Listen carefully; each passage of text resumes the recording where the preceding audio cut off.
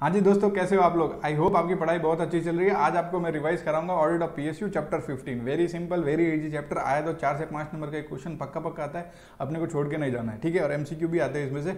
तो आज इजी है, वेरी इजी चैप्टर, अपन इसको भी खत्म करेंगे। 4 पेजेस में आप अगर देखोगे मैंने सारे कीवर्ड, सारे मेमोरी टेक्निक्स वगैरह सब इसमें लिख रखे हैं। सारे कीवर्ड्स अगर आप देखो तो अच्छे से हाईलाइट कर रखे हैं मैंने। स्क्रीन की क्या आ गया, तो सारे कीवर्ड्स वगैरह मैंने अच्छे से हाईलाइट कर देंगे। आप देखो जहाँ पे मेरे को लगा पिक्टोरियल मेमोरी टेक्निक्स चाहिए वो भी मैंने यूज़ किया इसमें। बाकी नॉर्मल मेमोरी टेक्निक्स है वो भी इजी है। आप अपने कॉपी या फिर जो भी अगर ये वाले नोट्स रेफर कर रहे हो तो आप उसमें लिख लेना, ठीक है दोस्तों। चलो अपन बिना टाइम वेस्ट किए स्टार्ट करते हैं अपना रिवीजन। आ जाओ दोस्तों।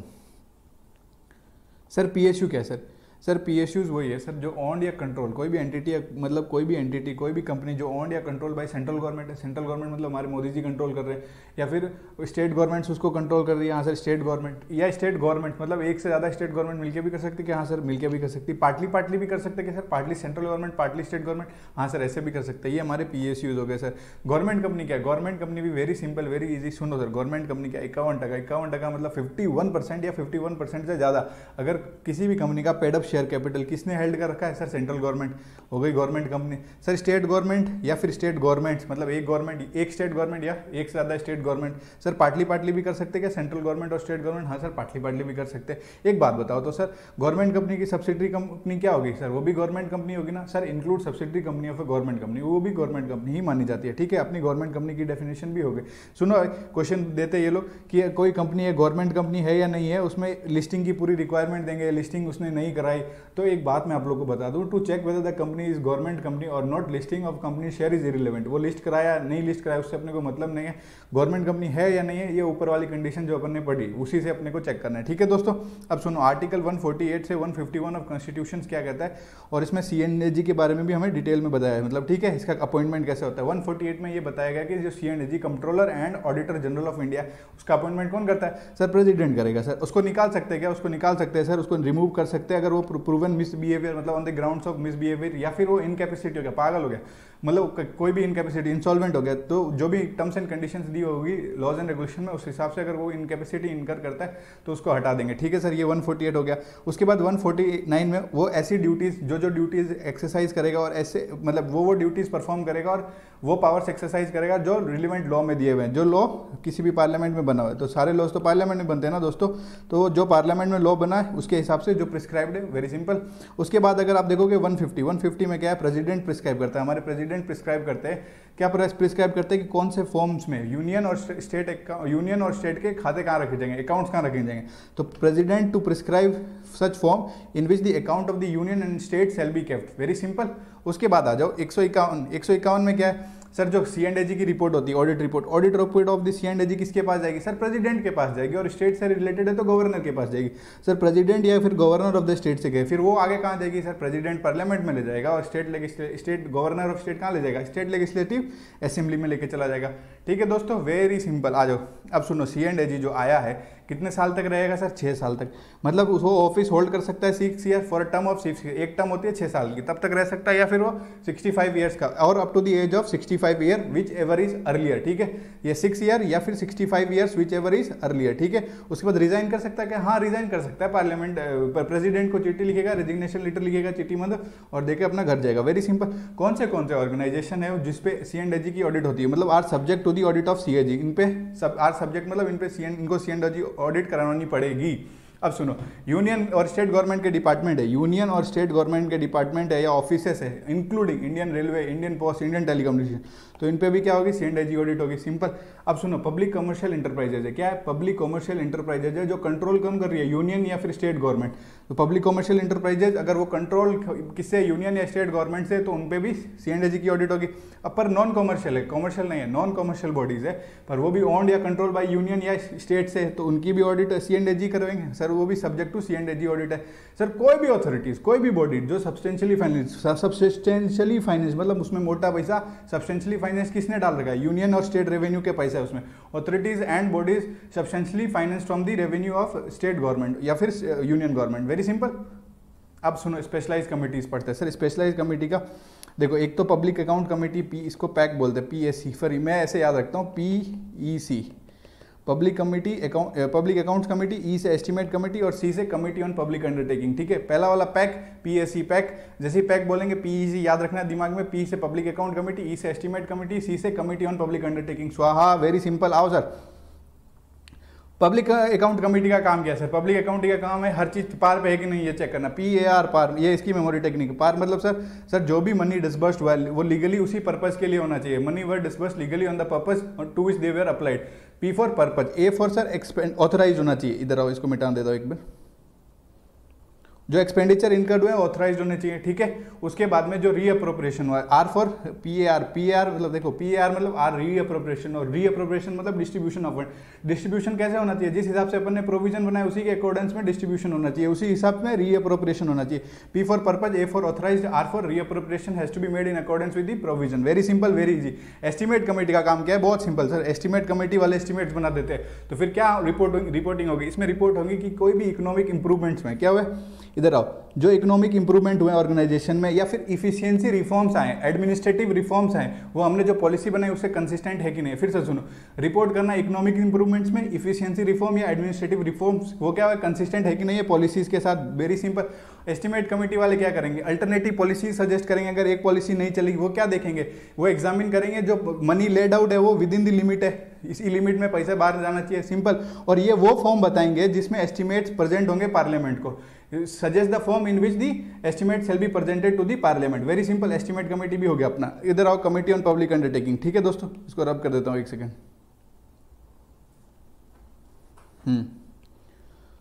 Committee on public undertaking, COPU, committee on public undertaking. ये क्या करेंगे सर? ये रिपोर्ट्स और खाते, accounts, reports and accounts of the public undertaking को एग्जामिन करेंगे। जो रिपोर्ट्स पब्लिक अंडरटेकिंग दे रही है, जो अकाउंट्स पब्लिक अंडरटेकिंग दे रही है, उनको एग्जामिन करेंगे। आप सुनो सर, C&AG ने ऑडिट की, वो भी रिपोर्ट देगा। उस C&AG ने किस पे रिपोर्ट दी है? पब्लिक अंडरटेकिंग पे दी है। उन रिपोर्ट्स को भी एग्जामिन करेगी कमेटी ऑन पब्लिक अंडरटेकिंग। ठीक है, जो C&AG की रिपोर्ट होगी उसको कौन एग्जामिन करेगा? Committee on public undertaking, COPU। Sir autonomy और इफिशिएंसी भी देखी जाएगी। सर ऑटोनॉमी और इफिशिएंसी ऑफ एग्जामिन करेंगे, examine the autonomy and efficiency of public undertaking. और ये भी देखे जाएंगे कि ये मैनेज हो रही है जो साउंड बिजनेस प्रिंसिपल्स है और प्रूडेंट कमर्शियल प्रैक्टिसेस है उसके हिसाब से। ठीक है, आपको याद रहे ये क्या बिजनेस प्रिंसिपल और प्रूडेंट कमर्शियल प्रैक्टिसेस तो ठीक है, अदरवाइज ऑटोनॉमी और इफिशिएंसी तो अपने को याद रखना ही रखना है। ठीक है, उसके बाद में आप ये देखोगे अदर फंक्शन जो वेस्ट कर रहे हुए हैं, इसमें पैक भी कर सकता है, एस्टीमेट कमेटी भी कर सकती है, या फिर स्पीकर जो पार्लियामेंट के होते हैं वो भी अलॉट कर सकते हैं। ये हो गए committee on public undertaking. Very simple, एक बार रब करके फिर से बता देता हूँ। जो रिपोर्ट है और जो खाते हैं पब्लिक अंडरटेकिंग के उनको एग्जामिन करना है। जो रिपोर्ट C&AG की है, मतलब जो C&AG ऑडिट है उसकी रिपोर्ट पे भी एग्जामिन करेगा committee on public undertaking. Autonomy और इफिशिएंसी देखी जाएंगी और other function as vested by PAC, फिर ये एस्टीमेट कमेटी, या फिर मतलब जो ऊपर कवर्ड नहीं है उसके अलावा जो स्पीकर अलर्ट करेगा from time to time. Very simple, very easy. अब आ जाओ C&AG के रोल पे। सर C&AG के रोल पे आ जाओ। Sir controller and auditor general of India, इसमें दो रोल तो इन्होंने अच्छे बताए, बाकी मतलब ऐसे ही उन्होंने पैराग्राफ लिख दिया था तो फिर मैंने इसको अच्छे से प्रेजेंट कर दिया। ठीक है, बट आपको दो रोल अच्छे से बताया, दो पे उन्होंने लेट गए, उन्होंने कुछ भी लिखा जो उनके मन में आया। ठीक है, पर अपने को तो याद करना है, अपने को ये लिखना है तभी मार्क्स मिलेंगे, तो मैंने इसको ऐसे ही प्रेजेंट कर रखा है तो अपन ये भी लिखेंगे। ठीक है, अब सुनो C&AG का रोल क्या है। C&AG हमारे लिए एक तो फ्रेंड भी है, he has recognised as friend, अपना दोस्त। सर उसके बाद अपना फिलोसफर, अगर अपना दोस्त है तो सर फिलोसफर होगा, फालतू की गाइड तो करेगा ना कि ये कर ले वो कर ले, तो फ्रेंड फिलोसफर गाइड है सर। कमिटी के लिए क्या है? फ्रेंड फिलोसफर और गाइड। उसके बाद में सर इसके रोल क्या है? देखो इसके रोल है पहला वाला, वेरी सिंपल वेरी इजी। इधर आओ, एक सेकंड ये रब कर देते फिर बताता हूं आपको।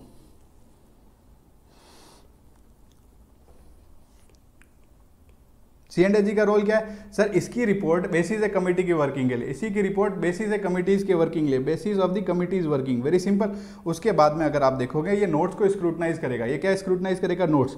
सर कौन से वाले नोट्स? जो मिनिस्ट्री सबमिट करेगी कमिटीज को, जो मिनिस्ट्री कमिटीज को नोट्स देती है, उन नोट्स को स्क्रूटनाइज कौन करेगा? C&AG। पहले अपन ने पढ़ा, इसी की रिपोर्ट बेसिस होगी कमेटी की वर्किंग के लिए। ठीक है, वेरी सिंपल। उसके बाद में ये स्क्रूटनाइज करेगा नोट्स जो मिनिस्ट्री सबमिट करती है कमिटीज को, और हेल्प करेगा कमिटीज को किस चीज में हेल्प करेगा? To check the correctness of the submission. जो कमिटीज ने सबमिशन दिए हैं उसका करेक्टनेस पे वो चेक करेगा, उसमें हेल्प करेगा उन कमिटीज़ को। वेरी सिंपल, एक तो बेसिस हो गया कमिटीज़ की वर्किंग के लिए, दूसरा स्क्रूटनाइज करेगा नोट्स जो मिनिस्ट्री सबमिट करेगी, जो मिनिस्ट्री सबमिट करती है कमिटीज़ को। Very simple. अब सुनो, तीसरे पॉइंट में इन्होंने कोई रोल डाल कुछ नहीं बताया, मतलब इनके जो मन में आया वो लिख दिया, पूरा प्रोसेस ही बता दिया कि फाइनेंशियल कमेटी प्रेजेंट करेगी, क्या प्रेजेंट करेगी, रिपोर्ट देगी फाइनेंशियल कमेटी जो ऑब्जर्वेशन और रिकमेंडेशन के साथ। इधर देखो, ऑब्जर्वेशन और रिकमेंडेशन के साथ फाइनेंशियल कमेटी रिपोर्ट प्रेजेंट करेगी पार्लियामेंट को या स्टेट लेजिस्लेटिव असेंबली में जो जाता है, ठीक है। उसके बाद में पार्लियामेंट में अगर रिपोर्ट चलेगी तो एक इंडिविजुअल मिनिस्ट्रीज के पास चली जाएगी, उस एरिया से जो एरिया से रिलेट करेगा उस मिनिस्ट्री के पास पहुंच जाएगी। हाँ सर, तो मिनिस्ट्री क्या करेगी, उस पर एक्शन लेगी और एक्शन टेकन रिपोर्ट वो कमिटीज को देगी। फिर से देखो, फाइनेंशियल कमेटी ने पार्लियामेंट को रिपोर्ट दी ऑब्जर्वेशन और रिकमेंडेशन के साथ, पार्लियामेंट के पास गई तो मतलब मिनिस्ट्री के पास तो पहुंच गई, तो मिनिस्ट्री उस पर एक्शन लेगी, एक्शन टेकन रिपोर्ट बनाएगी और वो एक्शन टेकन रिपोर्ट वापस कमिटीज के पास आ जाएगी और कमिटीज वापस उसको पार्लियामेंट या स्टेट लेजिस्लेटिव असेंबली जो एज द केस उसके में वो वापस आ जाएगी। आप इसको पढ़ना, सेम चीज लिखिए और ये वाला आप अपने कॉपी में बना लेना। देखिए, फाइनेंशियल कमिटीज, नीचे लिखना पार्लियामेंट, पार्लियामेंट से मिनिस्ट्री में गई, मिनिस्ट्री में कमिटी से गई, वापस कमिटी से पार्लियामेंट में गई, ठीक है। Very simple. कमिटीज ने क्या, कमिटीज वालों के पास वापस क्या आई, एक्शन टेकन रिपोर्ट जो मिनिस्ट्री ने दी थी, ठीक है। Very simple. अब एक बात सुनो, वो रिपोर्ट जो डिस्कस नहीं हुई है डिटेल में, वो रिपोर्ट जो डिस्कस नहीं हुई है डिटेल्स में कमिटीज द्वारा, तो कमेटी क्या करेगी, उनके रिटर्न आंसर्स ले लेगी, रिटर्न आंसर्स ऑब्टेन कर लेगी हर एक डिपार्टमेंट से, हर एक मिनिस्ट्री से रिटर्न आंसर ले लेगी और वो रिटर्न आंसर्स को इनकॉर्पोरेट कर देगी जो मेन रिपोर्ट पे है, वो जो पार्लियामेंट के पेश होने वाली है, ठीक है, विच हैज़ टू बी, वो जो प्रेजेंट होगी पार्लियामेंट या स्टेट लेजिस्लेटिव के, ठीक है। ये C&SB के रोल हो गए। फिर से मैं आपको बता देता हूँ। पहला, फ्रेंड फिलोसफर गाइड इसको बोलते हैं। क्यों बोलते हैं सर, क्योंकि सर ये हमारे को हेल्प करेगा, ये इसी की रिपोर्ट बेसिस है हमारे कमेटी के वर्किंग के लिए, स्क्रूटनाइज करेगा नोट्स जो मिनिस्ट्री सबमिट करती है कमिटीज को, फिर ये फाइनेंशियल कमेटी वाला प्रोसेस बता देना और वो रिपोर्ट जो डिटेल में डिस्कस नहीं है उनके रिटर्न आंसर्स लेके हम लोग इनकॉर्पोरेट कर देंगे मेन रिपोर्ट में। वेरी सिंपल ना। आओ आगे। सर एलिमेंट्स ऑफ PSU बताओ। Very simple. Elements of PSU में 3 पार्टीज, इधर आओ, 3 parties, subject matter criteria and subject matter information और टाइप ऑफ एंगेजमेंट के बारे में बताया। सर 3 पार्टीज कौन है सर, कोई भी ऑडिट में 3 ही पार्टी होती है। तो ऑडिटर, जो ऑडिटर की कौन जो रोल कौन फुलफिल करेगा, supreme audit institution of India SAI, supreme audit institution वो रोल फुलफिल करेगा, सिंपल से। उसके बाद रेस्पॉन्सिबल पार्टी कौन है, रेस्पॉन्सिबल पार्टी ऑडिटेबल एंटिटीज है जिनकी ऑडिट हो रही है, या फिर TCWG, दो चार्ज विद गवर्नेंस, ठीक है। इंटेंडेड यूजर किसके लिए, जिसके लिए ऑडिटर रिपोर्ट बना रहा है वो इंटेंडेड यूजर है ना, ठीक है दोस्तों।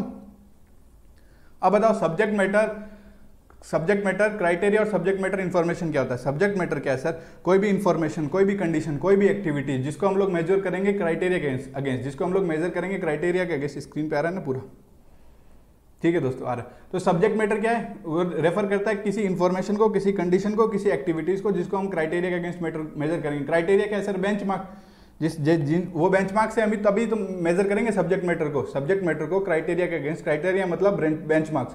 अगर सब्जेक्ट मैटर को आपने क्राइटेरिया के अगेंस्ट मेजर कर दिया तो कुछ आउटकम आएगा, उसको बोलते हैं subject matter information. This refers to the outcome जो हम लोग का आया है आफ्टर इवेल्युएटिंग और measuring the subject matter information against the criteria. Very simple, very easy, ठीक है। उसके बाद टाइप ऑफ एंगेजमेंट बताओ सर। एक तो टाइप ऑफ एंगेजमेंट क्या बताता है सर, एक तो अटेस्टेड एंगेजमेंट होता है, एक डायरेक्ट रिपोर्टिंग एंगेजमेंट होता है।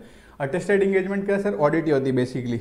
सर ऑडिट क्या, रिस्पॉन्सिबिलिटी, देखो फाइनेंशियल स्टेटमेंट बना लेती है रिस्पॉन्सिबल पार्टीज। हाँ सर, फाइनेंशियल स्टेट एज पर एप्लीकेबल FRF वो रिस्पॉन्सिबल पार्टीज क्या बना लेती है, फाइनेंशियल स्टेटमेंट। ऑडिटर जाके सफिशिएंट अप्रोप्रिएट ऑडिट एविडेंस लेके और उसको अपना कंक्लूजन दे देगा। यही होती है ऑडिट, यही होता है अटेस्टेड एंगेजमेंट। इसमें क्या लिखा है, रिस्पॉन्सिबिलिटी पार्टी क्या करेगी, रिस्पॉन्सिबल पार्टी माने मैनेजमेंट, वो क्या करेगी, सब्जेक्ट मैटर को मेजर करेगी against the criteria example FRF financial reporting framework. और फिर ऑडिटर क्या करेगा, ऑडिटर उस पर गैदर करेगा sufficient and appropriate audit evidence और अपना रिपोर्ट कर देगा, प्रोवाइड रीजनेबल बेसिस और अपना कंक्लूजन दे देगा, सिंपल से। उसके बाद direct reporting engagement. Direct reporting engagement क्या है, इसमें रेस्पॉन्सिबल पार्टी कुछ नहीं करती, ऑडिटर ही में जाके मेजर करेगा सब्जेक्ट मैटर इन्फॉर्मेशन को, किसके सब्जेक्ट मैटर को क्राइटेरिया के साथ, और वही रिपोर्ट देगा। ऑडिटर ही मेजर करेगा और इवेल्युएट करेगा सब्जेक्ट मैटर को क्राइटेरिया के against. Very simple, very easy, type of engagement complete. इसी के साथ आपका फर्स्ट पेज कंप्लीट। आ जाओ। अब अगर आप इधर देखोगे टाइप्स ऑफ ऑडिट दिए बुक में, इधर उधर सब फैला, अपने को ऐसा कुछ नहीं है। देखो सारी ऑडिट अपने 2 पेजेस में पूरी की पूरी कंप्लीट है। परफॉर्मेंस ऑडिट थोड़ा टॉपिक बड़ा है 1 पेज पे, और उसके बाद में बाकी 4 वाली इधर है, ठीक है। इसको भी अपन अच्छे से करते हैं। आओ।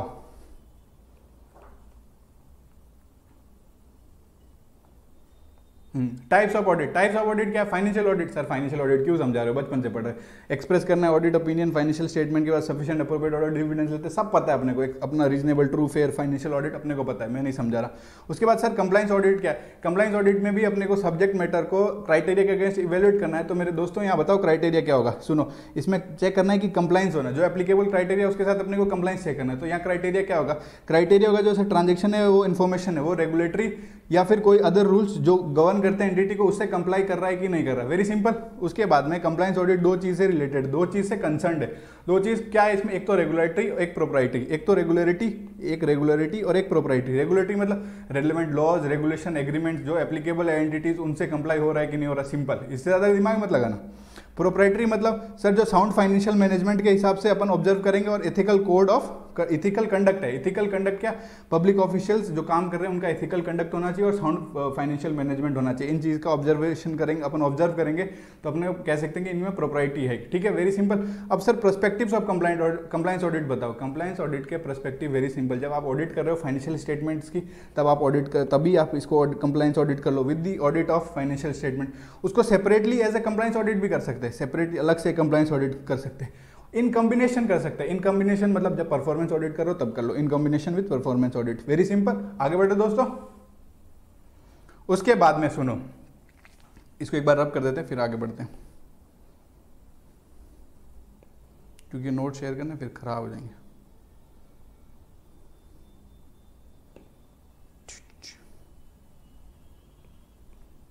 आ जाओ दोस्तों, कंप्रेहेंसिव ऑडिट पे आ जाओ। सर कंप्रेहेंसिव ऑडिट कुछ नहीं, इसको इफिशिएंसी कम परफॉर्मेंस ऑडिट बोलते हैं। Efficiency cum performance audit basically जो इंटरनल ऑडिट के एरियाज में कवर नहीं हुआ वो कंप्रेहेंसिव ऑडिट में अपन कवर कर लेंगे, और इसमें वीकनेस लोकेट करते हैं। He locates the areas of the weakness. जब कंप्रेहेंसिव ऑडिट होती है उसमें एरियाज ऑफ वीकनेस को लोकेट करते हैं। Efficiency cum performance audit other than the area जो इंटरनल ऑडिटर ने कवर किया उसके अलावा। ठीक है। इश्यूज इन कंप्रेहेंसिव ऑडिटर, जिन्होंने अभी हाल फिलहाल में एग्जाम दिया पिछला वाला, उसमें आपको issues in exam in comprehensive audit वाला क्वेश्चन आया था। ठीक है, तो आपको अच्छा क्वेश्चन है, इसको भी अपन अभी कवर करते हैं। इश्यूज क्या क्या है, एग्जामिन होते हैं कंप्रेहेंसिव ऑडिट में। इधर आओ,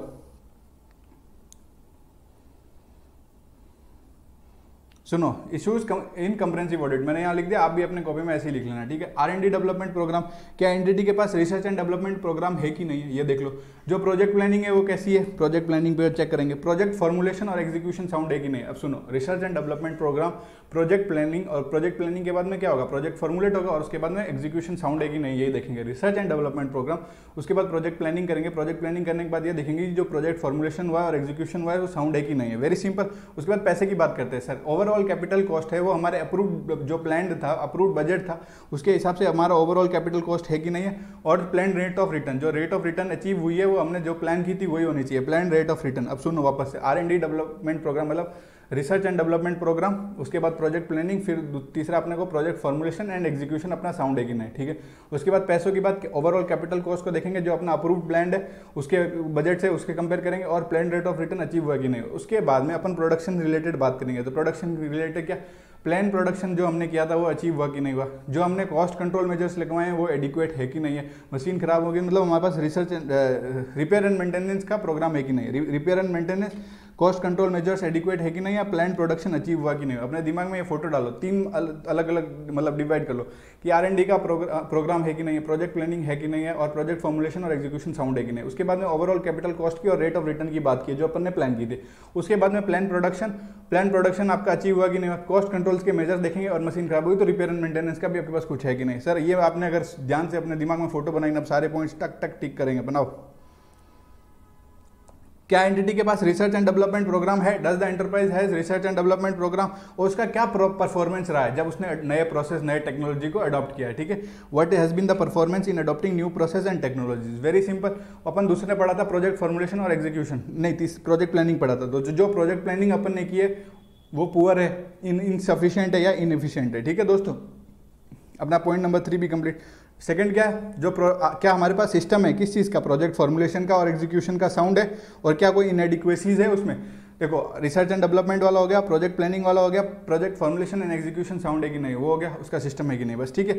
उसके बाद में मैंने कहा था अपन ओवरऑल कैपिटल कॉस्ट को देखेंगे, किसको कंपेयर करेंगे, जो हमारा अप्रूव्ड प्लान कॉस्ट है, मैंने कहा था बजटेड मतलब जो हमारा अप्रूव्ड है, तो अप्रूव्ड कंपेयर करना अप्रूव्ड प्लान कॉस्ट के हिसाब से अपना कैपिटल कॉस्ट उसको कंपेयर करेंगे और ये देखेंगे कि अगर सब्सटेंशियल इंक्रीज है अपने कैपिटल कॉस्ट में या फिर कोई अननेसेसरी एक्सपेंडिचर हुआ है, अगर हुआ है उसका रीजन देखेंगे, ठीक है।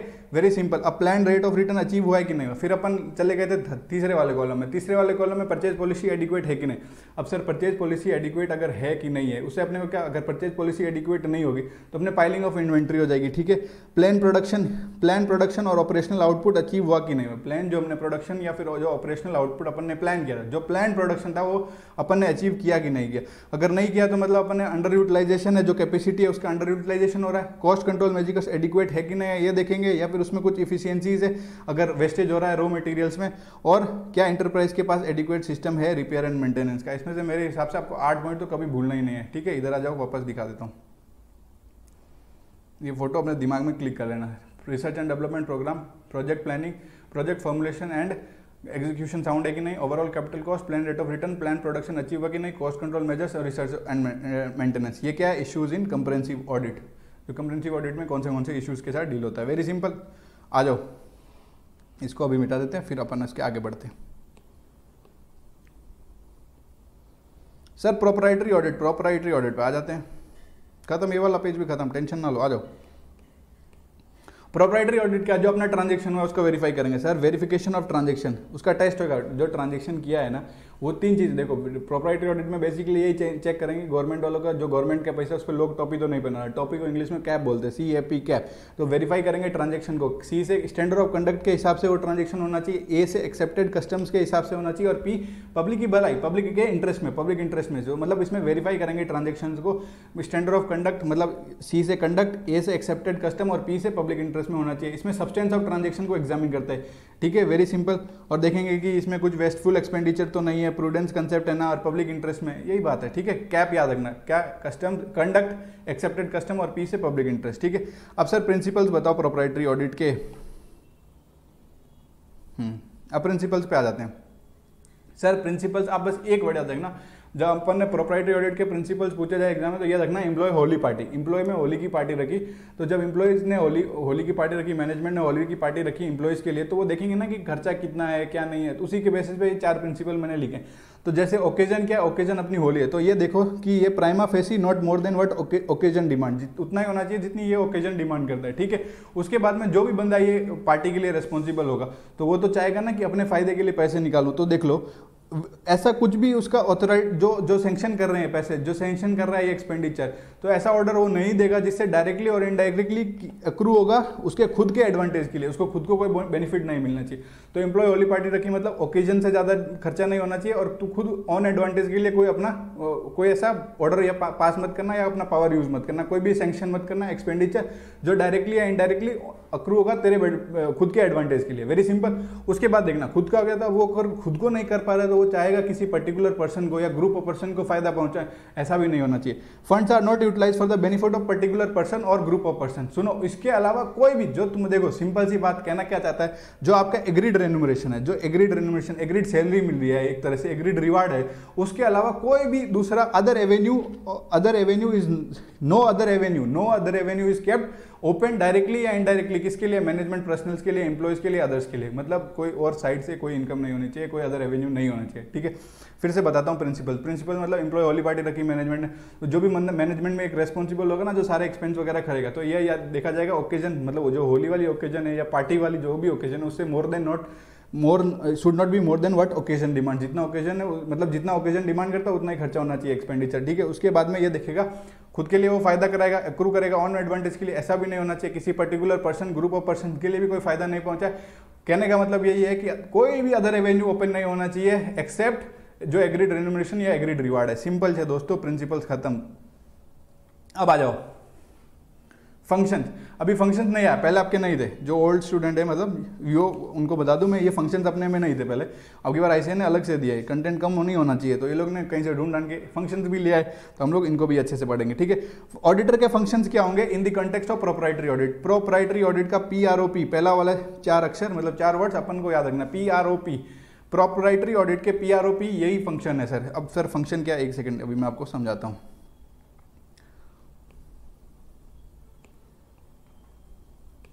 ठीक है दोस्तों, PROP मतलब जो एक्सपेंडिचर इनकर्ड हुआ है प्रॉपरली प्लान्ड होना चाहिए, P फॉर प्रॉपरली प्लान्ड होना चाहिए। उसके बाद में size and channel of expenditure, मतलब जो कितना क्या साइज, मतलब कितना अमाउंट, कितना किस चैनल से, तो size and channel of expenditure मतलब एक्सपेंडिचर क्या राइटफुल होने चाहिए और मैक्सिमम रिजल्ट दे। दूसरा क्या है R, राइटफुल और शुड गिव मैक्सिमम रिजल्ट। तीसरा कि वो एक्सपेंडिचर को हम लोग अप्रेज करेंगे किस हिसाब से कि ये एक्सपेंडिचर हमें मैक्सिमम ऑप्टिमम रिजल्ट दे रहा है कि नहीं दे रहा है, ये एग्जामिन करेंगे, ये अप्रेज करेंगे। पी से क्या था, प्रॉपरली प्लान्ड।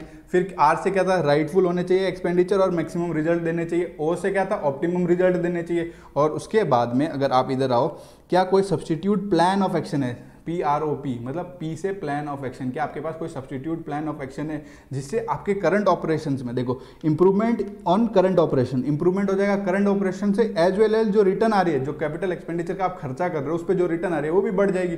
तो सुनो, इंप्रूवमेंट हो रहा है रिटर्न फ्रॉम कैपिटल एक्सपेंडिचर या फिर करंट ऑपरेशन जिससे है उससे अपना इंप्रूवमेंट हो रहा है कि नहीं, PROP। सुनो, P से क्या है, प्रॉपरली प्लान्ड, R से एक्सपेंडिचर राइटफुल होना चाहिए और it should give me maximum result. उसके बाद में O से ऑप्टिमम रिजल्ट देना चाहिए, P से कोई सब्सटीट्यूट प्लान ऑफ एक्शन है, और उसके बाद में भी फिर PA मतलब जो भी अपन खर्चे कर रहे हैं, जो भी एक्सपेंडिचर कर रहे हैं वो पब्लिक इंटरेस्ट में होना चाहिए और स्टैंडर्ड ऑफ कंडक्ट को मीट करना चाहिए। देखो, examine the action and decision of the management, examine करो एक्शंस और मैनेजमेंट के डिसीजन को, ये देखने के लिए कि ये जो भी एक्सपेंडिचर हो रहे हैं पब्लिक इंटरेस्ट में हो रहे हैं और मीट कर रहे हैं स्टैंडर्ड ऑफ कंडक्ट, PROP। सुनो, प्रॉपरली प्लान्ड, राइटफुल और रिजल्ट्स देने चाहिए मैक्सिमम, उसके बाद में ऑप्टिमम रिजल्ट देने चाहिए, कोई सब्सटीट्यूट प्लान ऑफ एक्शन है और पब्लिक इंटरेस्ट के लिए खर्चे हुए हैं। वेरी सिंपल, यही functions of auditor in the context of proprietary auditor है। प्लीज इसको याद कर लेना, नया है तो याद रखेंगे। ठीक है दोस्तों, इसको रब करके आगे बढ़ते हैं। प्लीज ये मेमोरी टेक्निक अपने में लिख लेना और हाईलाइट कर लेना, PROP। ठीक है, P 2 है लास्ट में, वो भी अच्छे से आप ध्यान रखना। ठीक है, आ जाओ। प्रोप्राइटरी ऑडिट में प्रॉब्लम नहीं होगी सर, प्रॉब्लम तो होगी ना सर, क्योंकि प्रोप्राइटरी ऑडिट एक मोरल कंसेप्ट है, मोरल टर्म पे डिपेंड है सर। आज जो मोरल है वो पहले नहीं था, मतलब पहले कुछ चीज़ें को हम लोग मोरल कंसीडर करते थे, बट आज में समय के अनुसार अपन ने चेंज किया है। तो मतलब ये सोसाइटी के हिसाब से एट गिवन टाइम, मतलब उस टाइम के हिसाब से क्या मोरल नहीं है क्या नहीं है वो डिसाइड करने लग गए आजकल लोग। तो प्रोप्राइटरी क्या है, मोरल टर्म है, सिंपल सी बात। अब सुनो, ऑडिट में कर रहे हैं अपन, जब फाइनेंशियल ऑडिट करते हैं तो उसमें अपन क्या प्रोपोजिशंस होते हैं, ऑडिटिंग प्रोपोजिशंस होते हैं। उसमें क्या होते हैं, ऑडिटिंग प्रोपोजिशंस, मतलब उसमें हम लोग इवेंट्स का एग्जिस्टेंस, मतलब कोई भी इवेंट्स का हैपनिंग को या फिर एग्जिस्टेंस को, एक्यूरेसी को, किसी की टाइटल को, ओनरशिप को, कंप्लाई कर रहा है कि नहीं कर रहा, लॉस है, ये सारी चीजें वेरीफाई कर सकते हैं। प्रोप्राइटरी ऑडिट में अब जैसे क्या, प्रोप्राइटरी ऑडिट देखो, standard of conduct, public interest, ये सब चीजों को हम लोग को ऐसा वेरीफाई नहीं कर सकते। ठीक है, तो ये, और जब ये वेरीफाई भी नहीं कर सकते और इनका रिजल्ट बहुत समय बाद में आता है, तो ऐसे ऑडिट नहीं है ये। ठीक है, तो इसमें क्या होता है, ऑडिटिंग प्रोपोजिशंस क्या करती है, प्रॉब्लम होती है, audit proposition poses the problems, very simple. उसके बाद में inherent element of subjectivity, inherent element of subjectivity इसलिए कि अपन इसमें स्टेब्लिश नहीं कर सकते ये किया तो एकदम बेस्ट है, ये स्टैंडर्ड ऑफ कंडक्ट है, यही पब्लिक इंटरेस्ट में, नहीं, ऐसा कुछ नहीं है। इसमें very difficult to establish standard of public interest का, स्टैंडर्ड अपना एक्सेप्टेड कस्टम्स का, स्टैंडर्ड ऑफ कंडक्ट का स्टैंडर्ड स्टेब्लिश करना ही डिफिकल्ट है, क्योंकि ये सब्जेक्टिव मैटर है, प्रैक्टिकल मैटर नहीं है। तो इनहेरेंट एलिमेंट ऑफ सब्जेक्टिविटी होता है, सिंपल। अब एक बात बताओ, जो नॉर्म्स अप्लाई होते हैं गवर्नमेंट ट्रांजेक्शन को, वो और जो नॉर्म्स होते हैं प्राइवेट ट्रांजेक्शन को, वो सेम टू सेम इन पे अप्लाई नहीं हो सकता ना, ये तो फैक्ट है।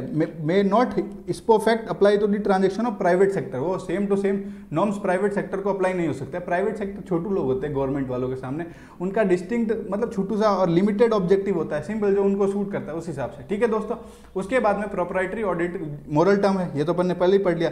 और जो इवेल्युएशन होता है कि ये प्रोप्राइटरी है कि नहीं है, ये ऑब्जेक्टिव और सर्कमस्टेंसेस को देख के होता है। क्या, ये ऑब्जेक्टिव और सर्कमस्टेंसेस को, किसी को ट्रेन से जाना है, किसी को प्लेन से जाना, मतलब किसी को ट्रेवल करना है बाय एयर, किसी को ट्रेवल बाय रेल, तो ये मतलब क्या प्रोप्राइटरी है क्या नहीं है, बोल सकते हैं ना आप एयर से गए वेस्टफुल एक्सपेंडिचर, बट ऐसा सर्कमस्टेंसेस, ऐसी सिचुएशन है कि वहां जाना जरूरी है, तो ये सारे के सारे मैटर बहुत सब्जेक्टिव है।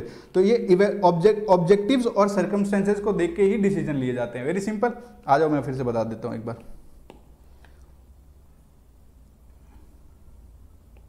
मोरल टर्म ठीक है। दूसरा अपना क्या है कि फाइनेंशियल और लीगल रिक्वायरमेंट, मतलब इसमें ऑडिटिंग प्रपोजिशंस में प्रॉब्लम होती है, ठीक है, कुछ इनहेरेंट एलिमेंट और सब्जेक्टिविटी के, ठीक है। और जो नॉर्म्स प्राइवेट सेक्टर्स को अप्लाई होते हैं, मतलब जो नॉर्म गवर्नमेंट सेक्टर को होते हैं, मे नॉट इसको fact apply to the transaction of private sector, ठीक है सर। इवेल्युएशन जो होता है वो क्या, किस बेसिस पे, ऑब्जेक्टिव्स पे और प्रिवेलिंग सर्कमस्टेंसेस पे होता है, ठीक है। हो गया कंप्लीट, ठीक है, आपका ये पेज भी कंप्लीट, वेरी सिंपल। आ जाओ सर, इसमें ये वाला सेकंड लास्ट है, आ जाओ। 28 मिनट हुए, अब चलो परफॉर्मेंस ऑडिट स्टार्ट करते हैं, ठीक है। परफॉर्मेंस ऑडिट एक पेज में पूरा कंप्लीट है, बहुत अच्छे से समझाया। और परफॉर्मेंस देखो, अब की बार मेरे को ऐसा लगता है प्रोप्राइटरी ऑडिट भी अपने इस एग्जाम के लिए वेरी इंपॉर्टेंट है, और ये परफॉर्मेंस ऑडिट वाले कंसेप्ट भी वेरी इंपॉर्टेंट है, तो इसको छोड़ना नहीं है। ये दोनों पे ये वाले, ये प्रोप्राइटरी ऑडिट, परफॉर्मेंस ऑडिट, और ऊपर C&AG रोल, ठीक है, अपन ने नहीं पढ़ा ना, तो ये यहाँ से क्वेश्चन आने का, C&AG रोल से आने के चांसेस है। और परफॉर्मेंस ऑडिट भी इंपॉर्टेंट है, प्रोप्राइटरी ऑडिट भी इंपॉर्टेंट है, ठीक है। तो परफॉर्मेंस ऑडिट को भी हम लोग बहुत अच्छे से पढ़ेंगे, आ जाओ।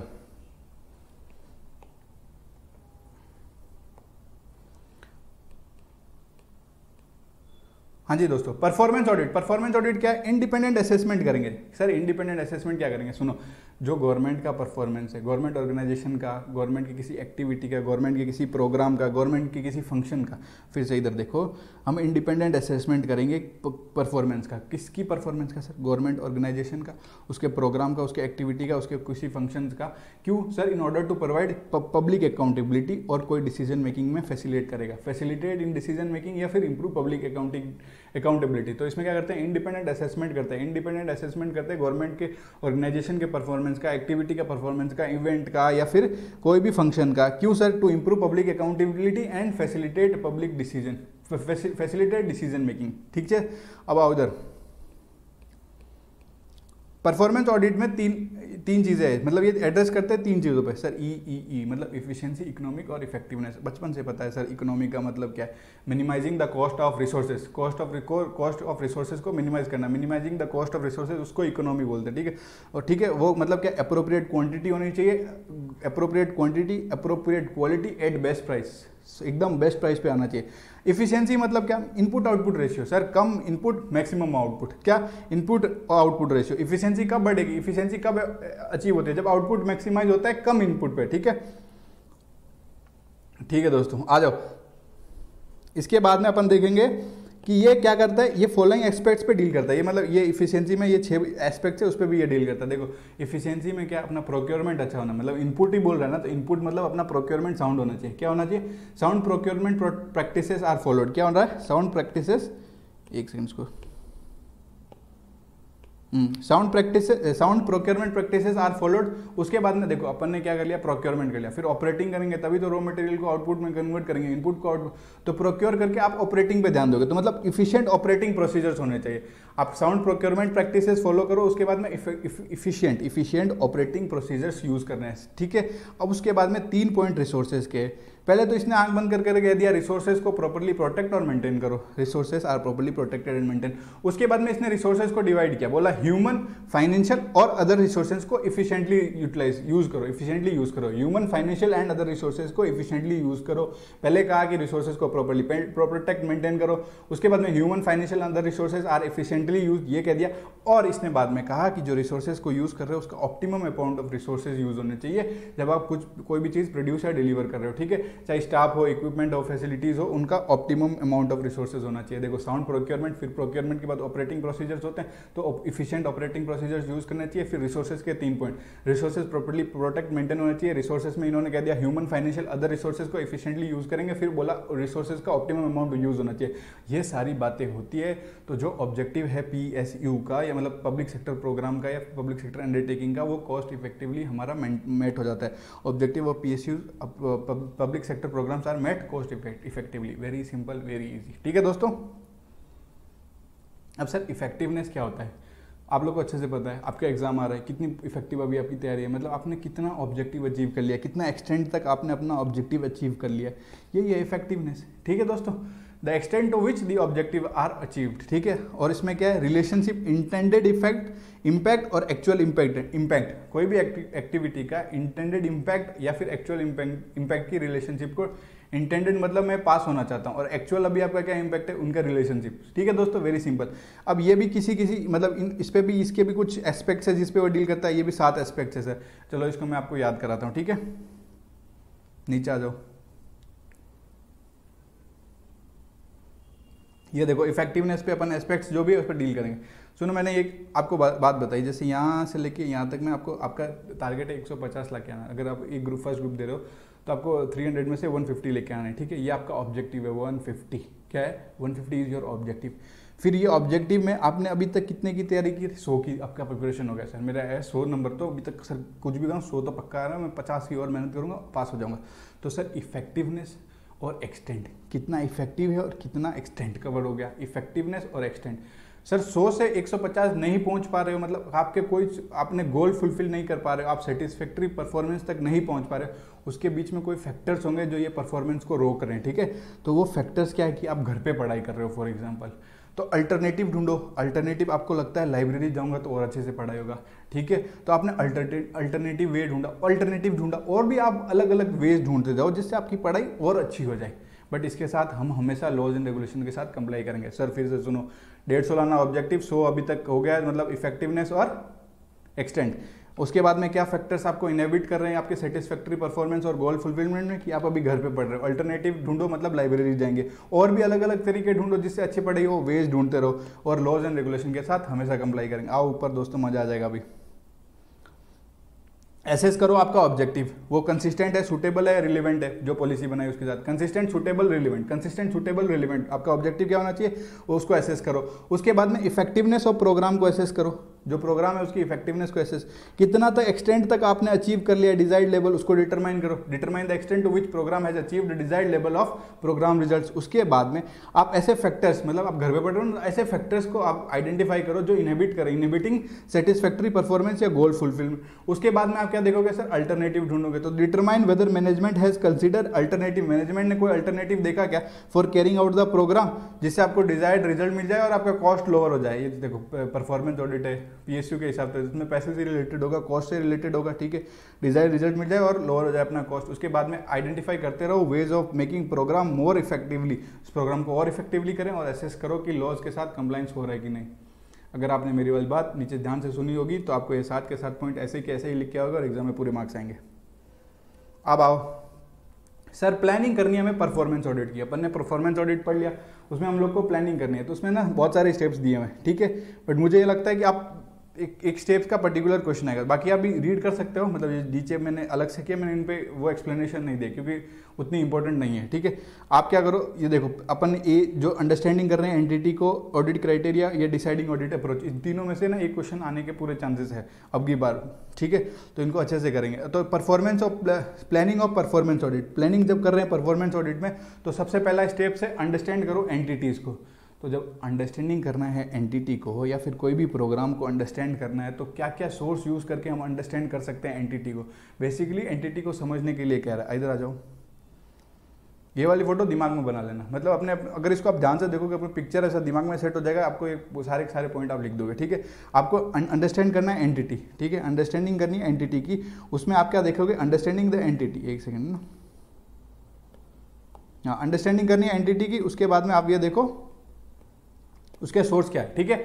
अब आप बीच में देखो, ये अगर देखोगे तो बिल्डिंग इमेजिन करो अपने दिमाग में, फोटो बना लो, बिल्डिंग क्या है? ऑफिस है, एंटिटी है, तो एंटिटी के भी तो डॉक्यूमेंट्स होंगे, एंटिटी के भी डॉक्यूमेंट्स होंगे, तो उस एंटिटी के डॉक्यूमेंट्स को तो आप पहले ही अंडरस्टैंड कर लो। सर एंटिटी के डॉक्यूमेंट्स होते हैं, उसको अपन अंडरस्टैंड कर लेंगे, ठीक है। उसके बाद में आप अगर ऊपर देखो, ऊपर क्या देखो, इधर आओ, मोदी जी, कोई लेजिस्लेटिव डॉक्यूमेंट्स भी होंगे। लेजिस्लेटिव डॉक्यूमेंट्स मतलब लेजिस्लेटिव में पार्लियामेंट्स में कुछ डिबेट्स हुई, लेजिस्लेटिव डॉक्यूमेंट्स होंगे, पार्लियामेंट डिबेट्स होंगे, कुछ क्वेश्चंस होंगे, तो उससे रिलेटेड भी आप पीएसयू देखो, ये अंडरटेकिंग पीएसयू है, तो अपने पहले पीएसयू के डॉक्यूमेंट्स देख लिए, मतलब अंडरस्टैंडिंग द एंटिटी। ये बिल्डिंग देखो, ये पीएसयू वाली बिल्डिंग है, ठीक है। तो हम लोग पीएसयू की तो अंडरस्टैंडिंग कर रहे हैं sir, understanding of the entity के सोर्सेज क्या क्या होंगे।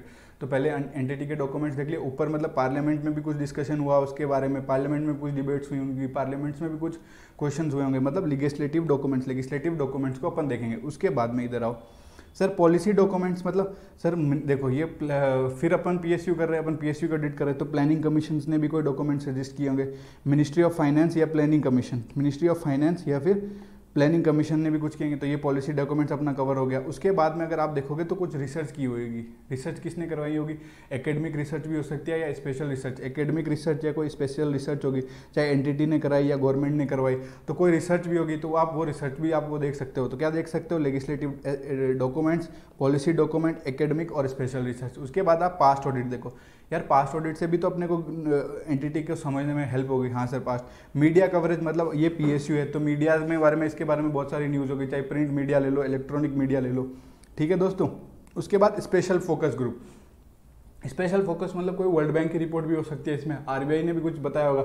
इधर आप यहाँ देखो आरबीआई है बीच में, ठीक है, मतलब ये रिजर्व बैंक मतलब भारतीय रिजर्व बैंक, और ये अगर अमेरिकन है तो इसको समझना वर्ल्ड बैंक। तो देखो इधर वर्ल्ड बैंक और आरबीआई, ये स्पेशल फोकस ग्रुप है। इस सब से हम एंटिटी को अंडरस्टैंड कर सकते हैं। फिर से दिमाग में पिक्चर बनाओ, एंटिटी बीच में, अंडरस्टैंडिंग द एंटिटी, उसके ऊपर मोदी जी मतलब लेजिस्लेटिव डॉक्यूमेंट्स, फिर साइड में पॉलिसी डॉक्यूमेंट मतलब जो फाइनेंस और प्लानिंग कमीशन। उसके बाद एकेडमिक और स्पेशल रिसर्च हुई है क्या, पास्ट ऑडिट हुई है क्या, मीडिया ने कुछ कवरेज किया, या स्पेशल फोकस ग्रुप, ठीक है। ये पिक्चर आप एक बार और देखो अपने दिमाग में और अच्छे से अपने सारे पॉइंट्स याद रहेंगे, ठीक है। अब आओ मैं आपको पॉइंट्स टिक कराता हूँ। जो एंटिटी के डॉक्यूमेंट्स है मतलब policy files, annual reports, budgets, document, accounts, minutes, ये सारे अपन एंटिटी के डॉक्यूमेंट है, उससे हम अंडरस्टैंडिंग ले सकते हैं। ये सारे सोर्स है जिससे अंडरस्टैंड कर सकते हैं एंटिटी को। लेजिस्लेटिव डॉक्यूमेंट्स में मैंने बताया था लेजिस्लेशन या फिर पार्लियामेंट्री क्वेश्चन, पार्लियामेंट डिबेट से आप समझ सकते हो।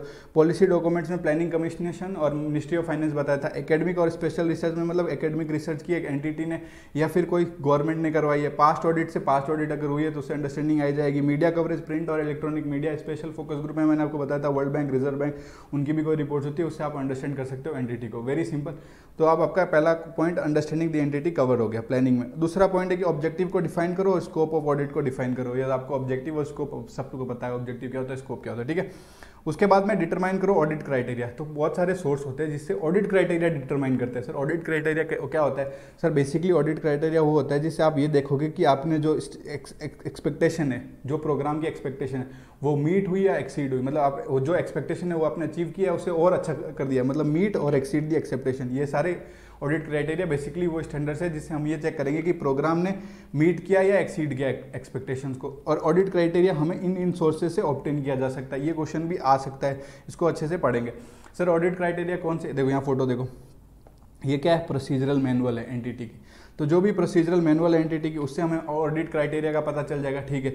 दूसरा क्राइटेरिया ये उधर उस तरफ निशाना किया हुआ है। उधर उस तरफ निशाना मतलब क्या सर? अपने बगल वाले, मतलब अपने इंडस सिमिलर, एक सेकंड ना, क्राइटेरिया जो यूज़ कर रहे हैं सेम एंटिटी, हाँ कोई सेम एंटिटी है वो यही क्राइटेरिया यूज़ कर रही है तो हम लोग उसी क्राइटेरिया को यूज़ कर लें।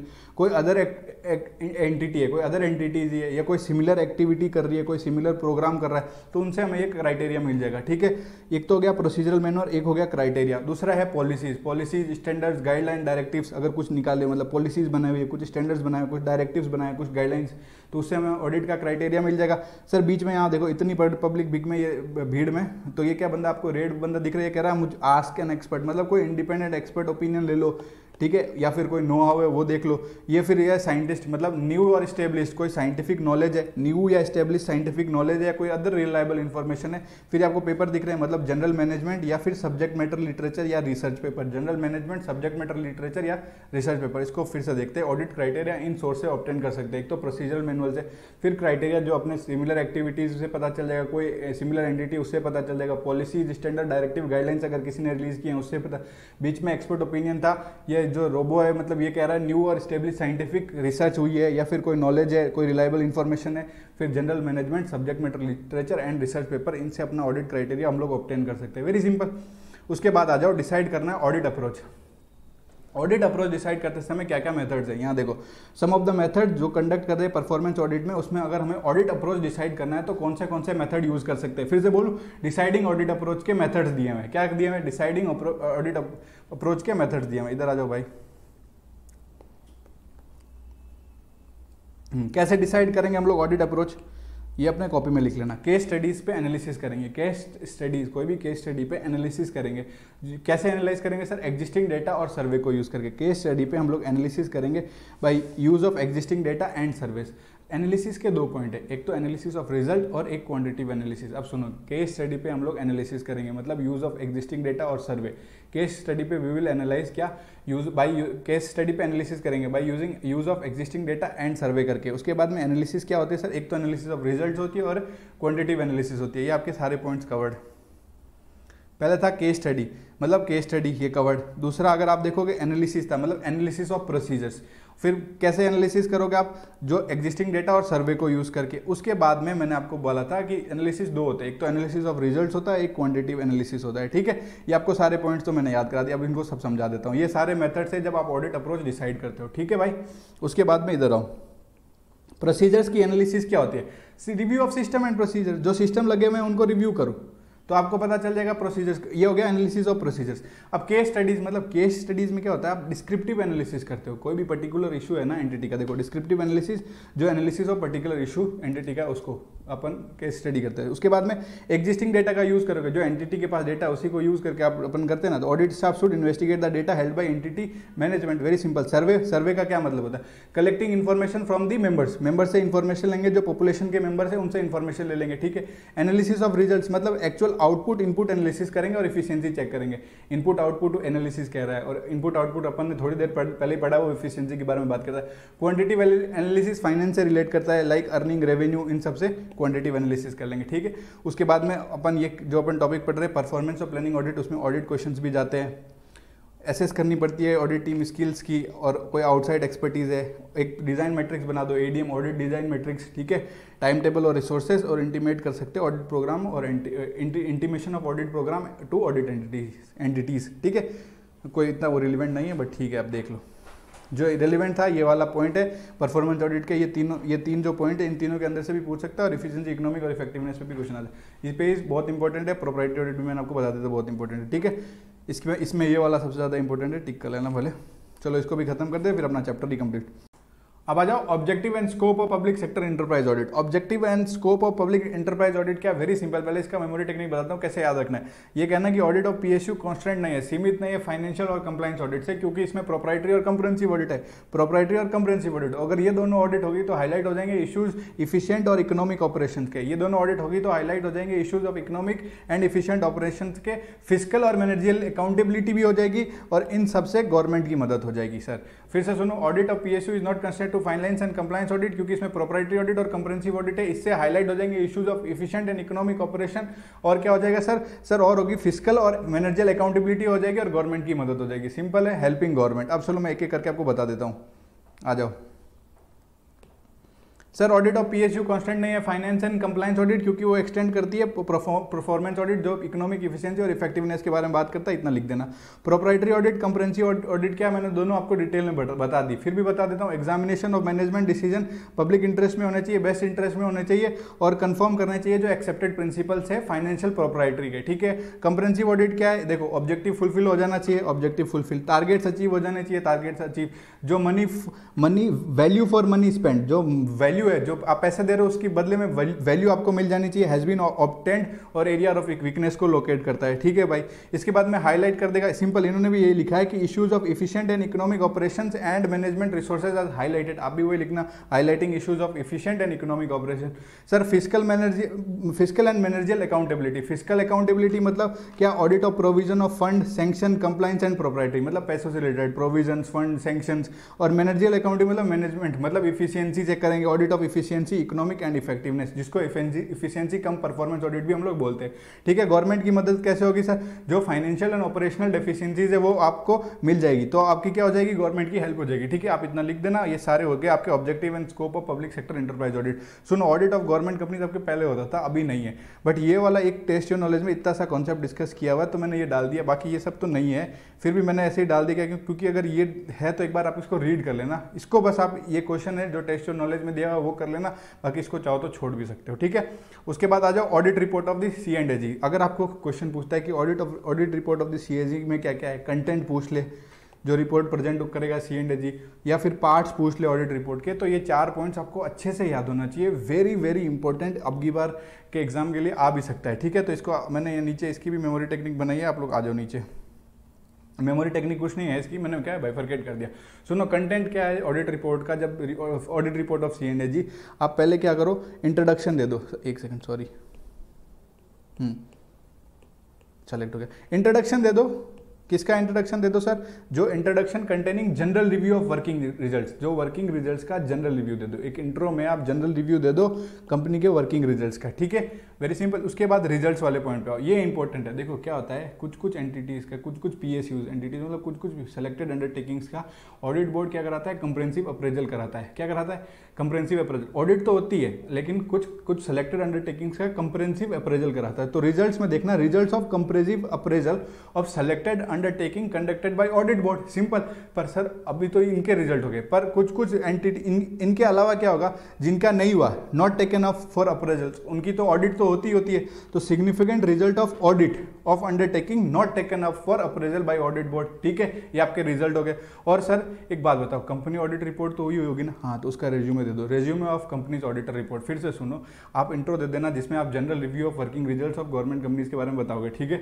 आप जनरल रिव्यू दे देना वर्किंग रिजल्ट्स का, इसका इंट्रो, ठीक है, general review of working results का इंट्रो दे देना। रिजल्ट्स में यहाँ देखो एक कंप्रेहेंसिव अप्रेजल कराती है कुछ कुछ सेलेक्टेड अंडरटेकिंग का, उनका रिजल्ट्स, और कुछ जिनका नहीं वो कराती तो significant result of audit, significant result किसका, ऑडिट का, जो अंडरटेकिंग का not taken up for appraisal, ठीक है। और रेज्यूमे देना जिन जिनकी कंपनी ऑडिट रिपोर्ट है उनका रेज्यूमे देना। अब इधर आओ, आपको सारा याद हो जाएगा। इसकी मेमोरी टेक्निक भी ऐसे ही है, review result resume, review result resume. तो इंट्रो दे दो containing general review of the working result of government companies या डीम्ड गवर्नमेंट कंपनीज या कॉर्पोरेशन, ठीक है। रिजल्ट दे दो comprehensive appraisal of selected undertaking conducted by the audit board, या फिर result दे दो sir significant result of audit दो जिन undertakings का नहीं हुआ है appraisal, not taken up for appraisal by the audit board, ठीक है। उसके बाद देखना resume, resume of companies auditor report submitted by them under the direction issued by C&AG, resume दे दो, ठीक है। उसके बाद में आप देखो कुछ कुछ सर्टेन स्टेट्स के लिए C&AG क्या करता है, सबमिट करता है सेपरेट रिपोर्ट, मतलब कुछ कुछ स्टेट्स क्या करती है, सेपरेट ऑडिट रिपोर्ट देती है, ठीक है, लेजिस्लेचर में। और कुछ कुछ अदर स्टेट क्या करती है, जो कॉमर्शियल चैप्टर है ना मेन ऑडिट रिपोर्ट का, उसी के साथ अपनी रिपोर्ट चली जाती है, ठीक है। नॉट वेरी इंपॉर्टेंट, बट आपको ये जो कंटेंट आएगा उसके नीचे लिख देना, ठीक है। और स्टेट रिपोर्ट्स में बहुत होता है, बहुत मतलब दोनों चीजें होती है, एक तो रिजल्ट्स ऑफ ऑडिट अप्रेजल जिसके बारे में परफॉर्मेंस बताता है, results of audit appraisal of performance of selected undertaking as well as important individual instance बता देता है। इंस्टेंस किस चीज के, अगर कोई फाइनेंशियल इरेगुलरिटी हुई है, वेस्टफुल एक्सपेंडिचर हुआ है, कोई सिस्टम डिफिशिएंसी नोट की है स्टैट्यूटरी ऑडिटर ने, ये तो बता देता है। तो आप ये नीचे लिख सकते हो क्योंकि आंसर इसमें भी लिखा हुआ आता है, तो आप इसको एक बार रीड करके लिख लेना, audit report of the C&AG review results resume, ठीक है दोस्तों, कंप्लीट हो गया। उसके बाद में आ जाओ प्रिंसिपल्स क्या PSU ऑडिट के, तो पहले थे जनरल प्रिंसिपल और एक है principles related to audit process. General में बहुत सिंपल है, एथिक्स होना चाहिए, इंडिपेंडेंस होना चाहिए, documentation, communication, materiality, quality control, audit risk, जो बचपन से पढ़ता है वो सेम पॉइंट से 2-3 लिख लेना। और उसके बाद में जो ऑडिट प्रोसेस का है, ठीक है, principles related to audit process. तो ऑडिट प्रोसेस में पहले ऑडिट की प्लानिंग करेंगे, फिर कंडक्ट करेंगे, फिर रिपोर्टिंग करेंगे, यही तो प्रोसेस है। प्लानिंग में क्या करेंगे, कंडक्टिंग में क्या करेंगे, रिपोर्टिंग में।